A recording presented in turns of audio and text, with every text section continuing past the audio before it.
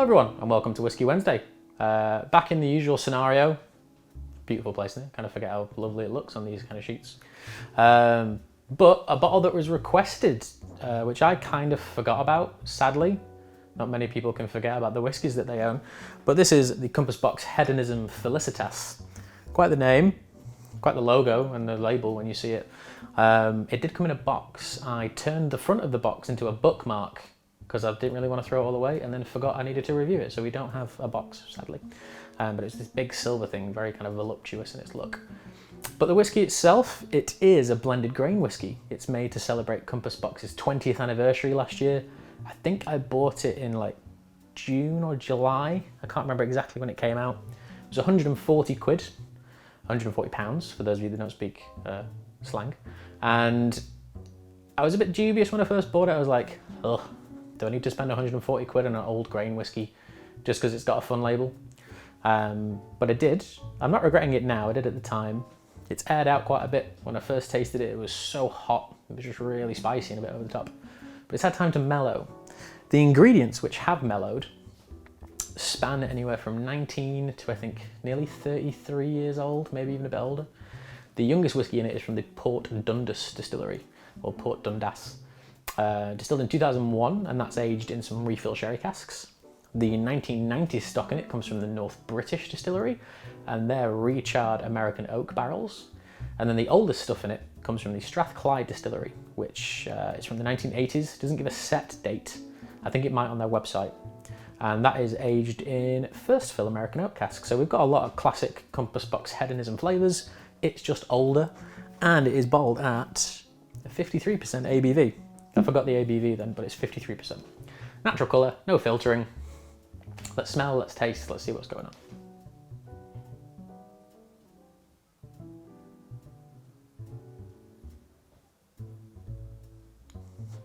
It's a lovely buttery nose. It's full of like croissants and like hot buttered toast and apricots and brown sugar.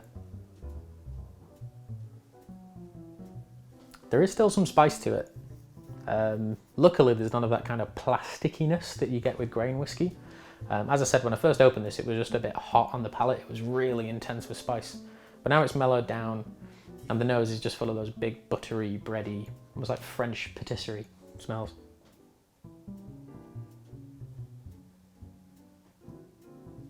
Yeah, it's patisserie cream and chantilly cream, all the vanillas and like soft, creamy textures you could ever want. Loads of butterscotch, like Werther's Originals. Really creamy, really appropriate. With that little bit of apricot, kind of slightly sharp, tangy note in the back of it. I tried a kumquat for the first time the other day. Had no idea what it was. It was like a little orange tomato and it's so sour. But it has like that thing to it, like orange sour fruits.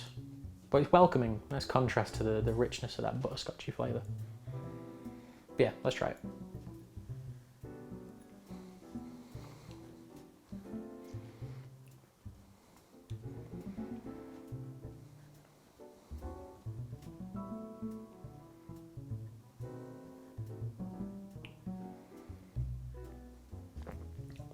It's a very light style.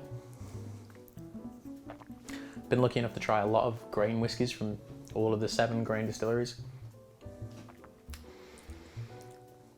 And it's such a delicate, light flavour. I don't want to say it's almost like it isn't there because that sounds offensive, like it's irrelevant. But there's a weight to it. And that butteriness and that creaminess just carries on, and it's quite rich and enveloping. It's almost like just drinking like a shot of double cream.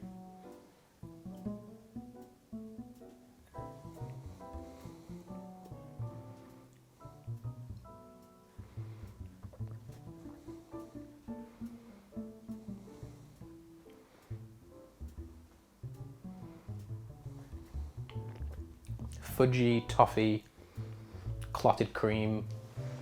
It's just a really boozy dessert, which is not a bad thing at all for any whiskey. The only problem I have with it, literally the only one, is that years ago Compass Box were great. Not that they are now, they still are. But you know, the core range of like Hedonism, Spice Tree, Peat Monster, and now the Spaniard. Great whiskies, really, really good. But every limited release now seems to be like £100 plus. And I'm getting a little bit kind of with it. This was a cool anniversary bottle. I'm a die-hard Hedonism fan. For those of you that don't know what Hedonism is, it is this. I reviewed this so long ago when I still lived in my flat. You can see the differences in the labels there.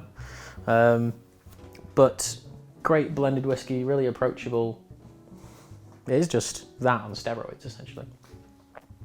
But a wonderful product. I can't remember the gentleman's name, but he was like, can you review this? And I was like, yeah, of course we can, because for some reason we haven't. But thank you. There it is. It's the review. Buttery, good bit of spice, tangy sourness running through all of it as well. A really nice contrast, just a boozy dessert in a glass. So well done, Compass Box, for that. If you could lower your prices just a bit. I know that's an old record thing, right? Everyone says things are getting more expensive. But these guys were cool because they weren't expensive. I know it's kind of going that way. In terms of a score, I think it is a solid 8. It isn't the best old grain whiskey I've ever tried. I won't say what that is because that's stupidly expensive and I don't think I can afford it anymore. But it's good. It's very, very good quality. I don't know if it's tons better than the Hedonism standard, which I think actually gave a higher score to many, many moons ago. We'll have to double check that. But yeah, it's a solid 8. It's a delicious product. If you've got one at home, crack it open. First bit of the bottle's a bit spicy. It does mellow out and it does become a nice, easy drink. But yeah, thank you for watching. This is the Whiskey Shop again. We're back. I'm Phil and this is Whiskey Wednesday. I'll see you all soon.